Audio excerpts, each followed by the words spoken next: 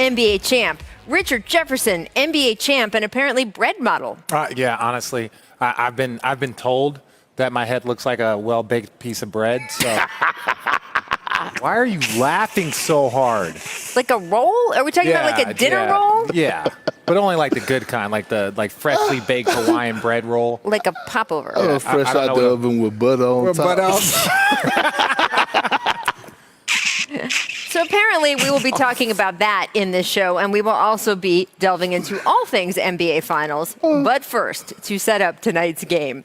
The road to an NBA title, it's long. For players, it takes thousands of hours of work, oceans of sacrifice. For franchises, it can take even longer. Just look at the Bucks, who tonight had the chance to win the NBA Finals. Since the team's last title, it's been 50 years of training camps and trades, of hopes raised and dashed, of hired coaches, fired GMs, old arenas coming down, new arenas coming up.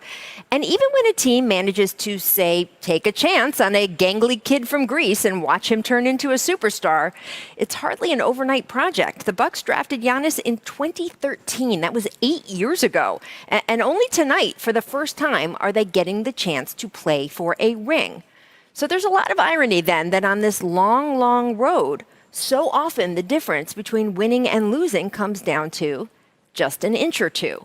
Go back to Milwaukee's very first game of these playoffs, which the Bucks won in literally the last second of overtime, thanks to that Chris Middleton jumper. If the flight of that ball had been just an inch or two in either direction, if Milwaukee had lost that opening game at home, all the Bucks' past playoff demons would have come out to play. But thanks to Chris, that ball was true, and Milwaukee started rolling. Or what about in the second round against Brooklyn, when the Nets managed to max out that series despite all their injuries, when Kevin Durant was so automatic he often appeared to be shooting on a Nerf hoop? It took just an inch, maybe even a half an inch, to save Milwaukee in Game 7, when the tip of KD's shoe became the difference between a Brooklyn game winner that would have ended the Bucks playoff run right there, or a two-pointer that merely forced overtime. And I want to be clear, I am not saying Milwaukee just got lucky. The Bucks were the ones who went out and won that overtime to advance past the Nets and into the conference finals. But even if you have legit earned your spot, you need those little inches here or there to go right for you or wrong for your opponent, which is what happened in the to the Hawks in that next round the Bucks played. Remember when Trae Young reached his foot back to get some traction, unwittingly pushing into a referee so hard it gave him a bone bruise? What if Trae had turned just an inch or two up court first and then extended his leg backward? Maybe he never gets hurt. Maybe the Hawks force Milwaukee's playoff road into a permanent detour. Or what about in these finals? That insane block Giannis had on DeAndre Ayton in Game 4 was a matter of, yes, inches. If either Ayton or Giannis approaches the hoop at a slightly different angle, just an inch or two difference, that play either becomes a goaltending call on Giannis or Ayton dunking on Giannis's head. The Suns would have tied the game with just a little over a minute to play and easily could have taken a 3-1 lead in these finals. Instead, Giannis got every inch correct there. And the Bucks changed the momentum of the series, which leads us to Game 5 and that final sequence we've seen so often in the past couple days. Watch it in slow motion. What if Devin Booker doesn't turn so sharply away from PJ Tucker, maybe stopped an inch or two shorter in his rotation, and therefore not as vulnerable to Jrue Holiday stealing the ball? What if Jrue, once he was running up the court, had been an inch or two lower on his pass for Giannis, and that incredible alley-oop had been intercepted and maybe run back the other way? Except Jrue wasn't an inch too low. He was dead on, and the Bucks are now on the doorstep of a title. And you know, if Milwaukee wins tonight, there will be a lot of talk about what a long time coming this championship will have been, and that will all be correct. Still, if it does happen, don't forget how narrow the margins had to be, how over and over a journey that spanned decades was affected by just an inch or two, and how a team mastering those tiny details is what makes a giant accomplishment, if they can do it, even more impressive. So guys, Giannis has back-to-back MVPs in his career. He's had 5 straight All-Star games, all NBA teams, won the Defensive Player of the Year, Most Improved Player, as well as the All-Star Game MVP earlier this season. So when we talk about someone who has collected all those little inches, Richard, done all those details well enough to get to the doorstep of a title, if he can pull it off and walk through that door, What would this mean for his legacy and the way people look at him? Well, I think it's so early to talk about his legacy because he is 26 years old. But like when you think about, it's just what you're doing is you're just shrinking the company, right? That's what you're constantly doing. You get yourself into a spot where how many players have ever had a stretch like that, a 5-year stretch, a 4-year stretch? Not many in NBA history. And so I think the fewer people that can say they've done what you've done, that's where you start getting into elite company. This is just another piece of the pie for him, and hopefully a couple more if we want to start talking about in the greatest player and the greatest power forward, as this big man's going to talk about it quickly. Yeah, I can't talk quickly. I only can talk slow, but I am going to talk about it. When it comes down to Giannis' legacy, I'm talking about if he finishes and wins the championship and the Finals MVP, we could just put him in the top 10 power forward of all time conversation for the simple fact that I get he has 2 MVPs. I get he has a Defensive Player of the Year. But the thing that stands out the most to me is the Defensive Player of the Year award along with the MVP award in the same season. There's only 2 other guys that have accomplished that in the history of the game, and that's Michael Jordan and Hakeem Olajuwon. And when you look at his short career right now, with Giannis not just scratching the surface of his prime. The prime is between 27 and 34 years of age. He has a long way to go, but his resume is longer than, In-N-Out Burger at 11 p.m. at night. I've never been to In-N-Out. I have. It's a big person problem. I know. It's not your okay. problem. I'm sorry. Continue, Rachel.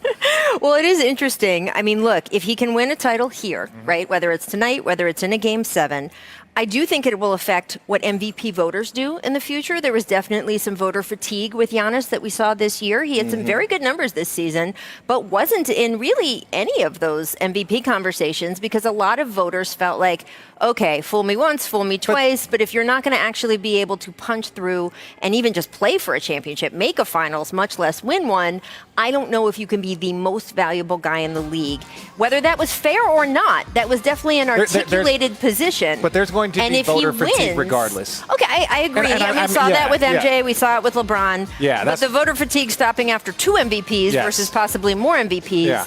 I think if Giannis wins this title, in even just the short term, from what we saw, I'm going off what we saw this past year with voters who didn't vote him MVP, who didn't vote him Defensive Player of the Year, because there was a little bit of a show me attitude. Yeah. Well, if he manages to show all of them, then I think that will affect his voting and sort of his legacy and results for the next couple years in a way that will just add to that resume, add all those accolades. Wow. So, and we can have, if they win tonight, Perk, I'm warning you now, we're going to have that top 10 forward of all time power forward conversation. It's perfectly fine, but none of those power forwards have won a Defensive Player of the Year and the MVP in the same year, along with winning the championship and the Finals MVP. So bring it on. Well, yeah, Perk.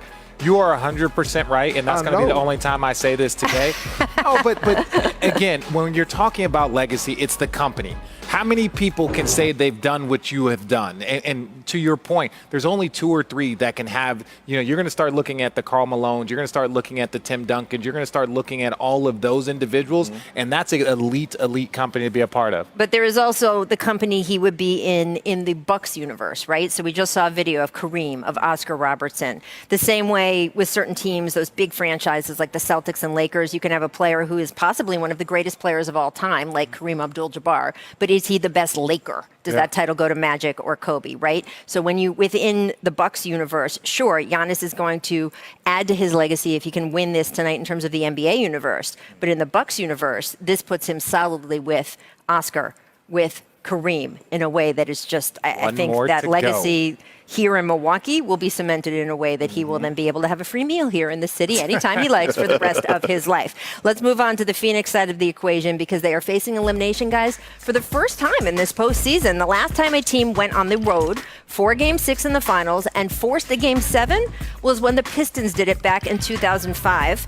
Perk, I can tell you, as someone who is flying between Detroit and San Antonio over and over and over again during that series, it was quite a thing when they forced the whole series back to San Antonio. Now, the Spurs did end up winning then, but still, how do the Suns approach this game so they can be like those Pistons and not be done tonight?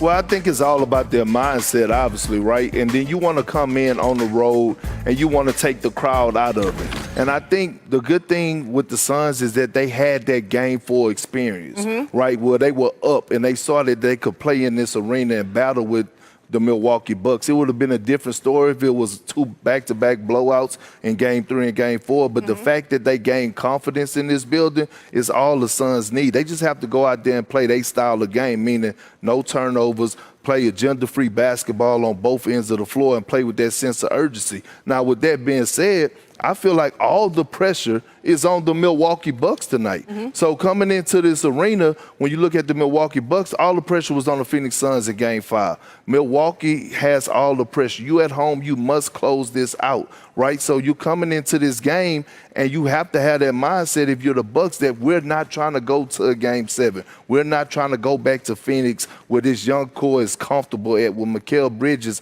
is shooting, night and day at. So we're not trying to go there. I mean, the pressure has to be a little bit. 100%. Tonight, right? Wait a second. Like I'm not going to let you sit up here and lie Right? to the people. You didn't let me do nothing. I let you lie to it. the people because this is the truth. Like to your point, Rachel. No, this is your opinion. You cannot say that the pressure is all on the Milwaukee, but the pressure's on Phoenix. You want to know why the pressure is really on Phoenix? Because the Milwaukee Bucks have already proven that they can win in Phoenix also. So just because if they were to happen to lose this game, it's not like their confidence wouldn't be great going into Game 7 because they just won a game there on Game 7. Now, this is what I think the Suns need to approach this first elimination game as.